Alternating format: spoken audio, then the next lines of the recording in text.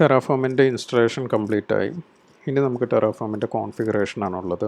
അപ്പോൾ terraform configure ചെയ്യുന്ന ടൈമിൽ നമ്മൾ ആദ്യമേ മനസ്സിലാക്കേണ്ട ഒരു കാര്യം എന്ന് പറഞ്ഞു കഴിഞ്ഞാൽ, നമ്മൾ ഏത് ക്ലൗഡ് സർവീസിനെയാണ് ടെറാഫോം വെച്ചിട്ട് മാനേജ് ചെയ്യണത്, ആ ക്ലൗഡ് സർവീസിൻ്റെ ഒരു പ്രൊവൈഡർ നമ്മൾ ഇൻസ്റ്റാൾ ചെയ്യണം. പ്രൊവൈഡർ എന്ന് പറഞ്ഞു കഴിഞ്ഞാൽ ആക്ച്വലി ടെറാഫോമിൽ ഇൻസ്റ്റാൾ ചെയ്യുന്ന ഓരോ പ്ലഗിൻസ് ആണെന്ന് പറഞ്ഞു കഴിഞ്ഞാൽ, ഇപ്പം നമ്മൾ സിസ്റ്റത്തിൽ ഇൻസ്റ്റാൾ ചെയ്തിരിക്കുന്ന പ്ലെയിൻ ടെറാഫോം എന്ന് പറഞ്ഞൊരു ടൂൾ മാത്രമാണ് നമ്മൾ സിസ്റ്റത്തിൽ ഇൻസ്റ്റാൾ ചെയ്തിരിക്കുന്നത്.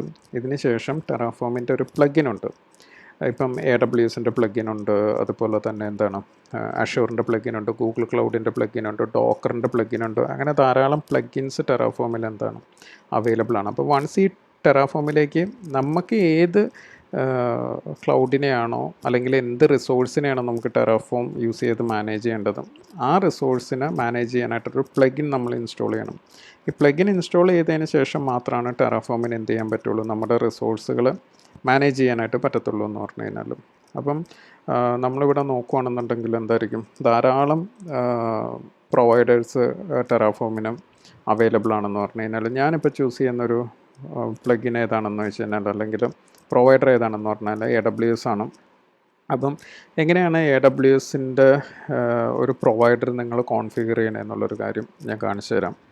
അപ്പോൾ AWSൻ്റെ ഒരു പ്രൊവൈഡർ നിങ്ങൾ കോൺഫിഗർ ചെയ്യണമെന്നുണ്ടെങ്കിൽ ആദ്യമേ നിങ്ങളൊരു IAM യൂസറിനെ ക്രിയേറ്റ് ചെയ്യണം. ഒരു പ്രോഗ്രമാറ്റിക് ആക്സസ് ഉള്ള ഒരു IAM യൂസറിനെ നിങ്ങൾ കോൺഫിഗർ ചെയ്യണം.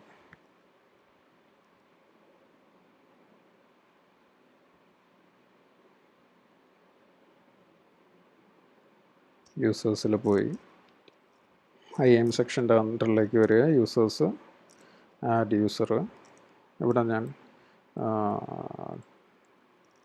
ടെറാഫോം എന്ന് പറഞ്ഞിട്ടുള്ള പ്രോഗ്രമാറ്റിക് ആക്സസ് ഉള്ള ഒരു യൂസറിനെ ക്രിയേറ്റ് ചെയ്യണം.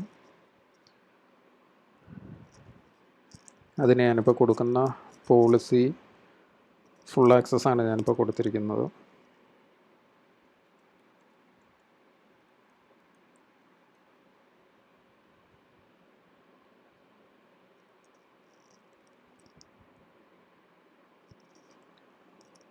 ഞാനിപ്പോൾ ഈ യൂസറിൻ്റെ ആക്സസ് കീയും സീക്രട്ട് കീയും കോപ്പി ചെയ്തൊരു ഫയലിലോട്ട് വയ്ക്കുകയാണ്.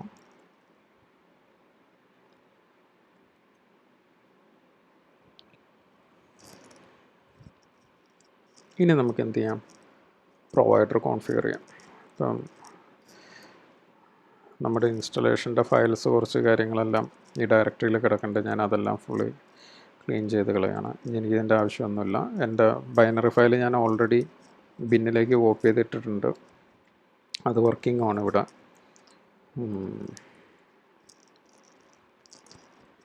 അത് നിങ്ങൾ എന്ത് ചെയ്യുക എന്ന് പറഞ്ഞു കഴിഞ്ഞാൽ, ഒരു ഫയൽ ക്രിയേറ്റ് ചെയ്യുക. ആ ഫയലിൻ്റെ എക്സ്റ്റൻഷൻ എന്തായിരിക്കണം എന്ന് പറഞ്ഞു കഴിഞ്ഞാൽ .tf എന്നായിരിക്കണം. TF ഫോർ ടെറാഫോം എന്നാണ്. അപ്പം ആ ഫയലിൻ്റെ പേര് എന്ത് വേണമെങ്കിലും എടുക്കാം, പക്ഷേ എൻ്റെ എക്സ്റ്റൻഷൻ എന്തായിരിക്കണം എന്ന് പറഞ്ഞു കഴിഞ്ഞാൽ TF എന്ന് തന്നെ ആയിരിക്കണം. ഞാനിപ്പം ഉപയോഗിക്കുന്ന ഫയലിൻ്റെ പേര് പ്രൊവൈഡർ എന്ന് തന്നെയാണ്, .tf. ഓക്കെ, ഫയൽ നെയിമിന് പ്രത്യേകിച്ച് ഒരു പ്രത്യേകതയൊന്നുമില്ല, പക്ഷേ എക്സ്റ്റൻഷൻ എന്തായിരിക്കണം എന്ന് പറഞ്ഞു കഴിഞ്ഞാൽ ഞാൻ പറഞ്ഞാൽ TF തന്നെ ആയിരിക്കണം, മാറിപ്പോരുത്. ഇപ്പം നിങ്ങൾ പ്രൊവൈഡറിന് പകരം AWS.tf എന്ന് ഇട്ട് കഴിഞ്ഞാലും കുഴപ്പമൊന്നുമില്ല. പക്ഷേ എന്താണെന്ന് പറഞ്ഞു കഴിഞ്ഞാൽ provider.tf എന്ന് ഇടുകയാണെന്നുണ്ടെങ്കിൽ കുറച്ചും കൂടെ നന്നായിട്ട് നിങ്ങൾക്ക് ഐഡൻറ്റിഫൈ ചെയ്യാനായിട്ട് സാധിക്കും എന്ന് പറഞ്ഞു കഴിഞ്ഞാൽ. ദെൻ പ്രൊവൈഡറിൻ്റെ ഒരു ബേസിക് സ്ട്രക്ചർ എങ്ങനെയായിരിക്കും എന്നുള്ളൊരു കാര്യം ഇവിടെ എഴുതിയിട്ടുണ്ട്. ഞാനത് കോപ്പി ചെയ്തെടുത്തു, എൻ്റെ ഫയലിലേക്ക് പേസ്റ്റ് ചെയ്ത്. ഇങ്ങനെയാണ് പ്രൊവൈഡർ നമ്മൾ ക്രിയേറ്റ് ചെയ്യണമെന്ന് പറഞ്ഞു കഴിഞ്ഞാൽ, പ്രൊവൈഡർ ഏതാണ് പ്രൊവൈഡറിൻ്റെ പേര്. ഓക്കെ, ഇനി ഈ പ്രൊവൈഡർ കോൺഫിഗർ ചെയ്യുന്ന ടൈമിൽ നമുക്ക് വേണ്ട കുറച്ച് കാര്യങ്ങളുണ്ട്. നമ്മുടെ റിസോഴ്സുകളെല്ലാം ഏത് റീജിയനിലാണ് ഉള്ളത്. ഇപ്പോൾ ഞാൻ എൻ്റെ റിസോഴ്സുകളെല്ലാം ഒഹിയോയിലാണ്. അപ്പോൾ ഞാൻ പറയുന്നത് US East 2 കൊടുത്തു, റീജിയൻ്റെ പേര് കൊടുത്തു. ഇനി വേണ്ട കാര്യങ്ങൾ എന്തൊക്കെയാണ്, എൻ്റെ ആക്സസ് കീ വേണം, സീക്രട്ട് കീ വേണം.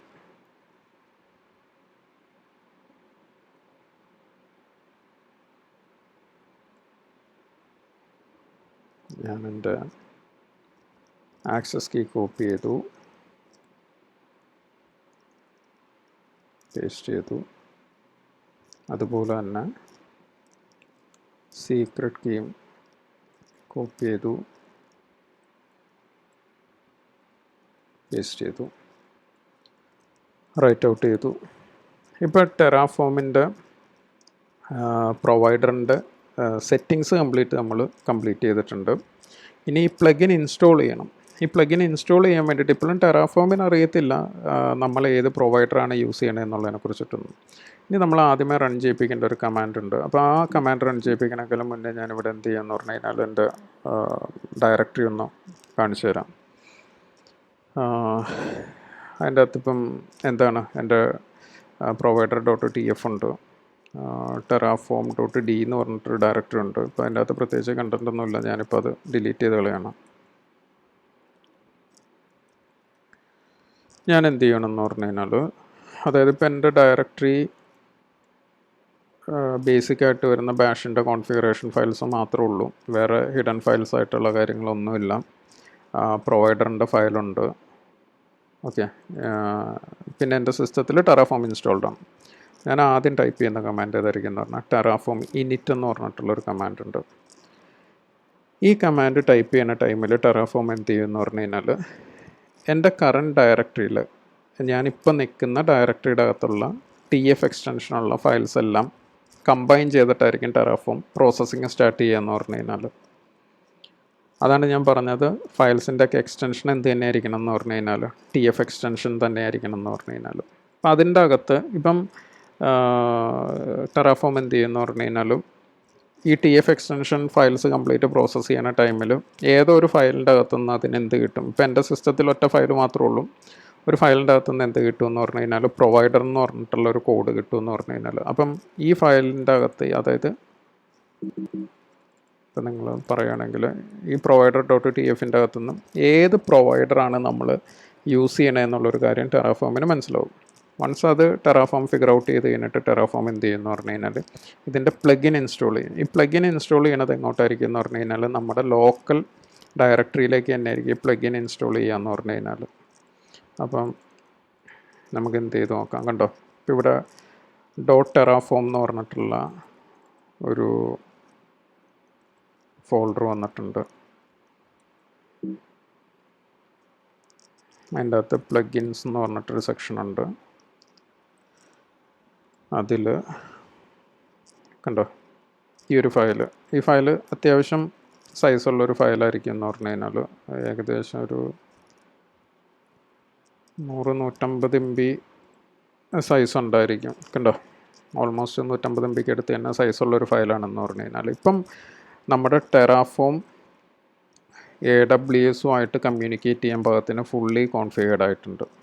ഇനി നമ്മളൊരു ഈസി ടു ക്രിയേറ്റ് ചെയ്യാനായിട്ടുള്ളൊരു കോഡ് റൺ ചെയ്യിപ്പിക്കുകയാണെന്നുണ്ടെങ്കിൽ ആ കോഡ് തീർച്ചയായിട്ടും നമ്മുടെ അക്കൗണ്ടിൽ എന്തായി കിട്ടും, ക്രിയേറ്റ് ആയി വരുമെന്ന് പറഞ്ഞു കഴിഞ്ഞാലും.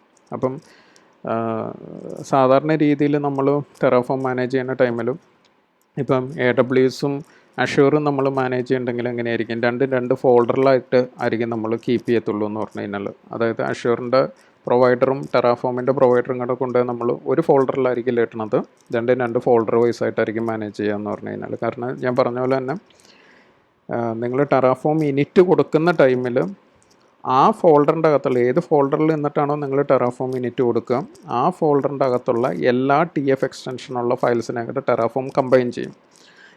ആ കമ്പൈൻ ചെയ്ത ഫയൽസിനെ ആയിരിക്കും അതിൻ്റെ അകത്തുള്ള ആ ഫുൾ കോഡുകളായിരിക്കും എന്ത് ചെയ്യത്തുള്ളൂ എന്ന് പറഞ്ഞാൽ ടെറാഫോം പ്രോസസ്സ് ചെയ്യണമെന്ന് പറഞ്ഞു കഴിഞ്ഞാൽ.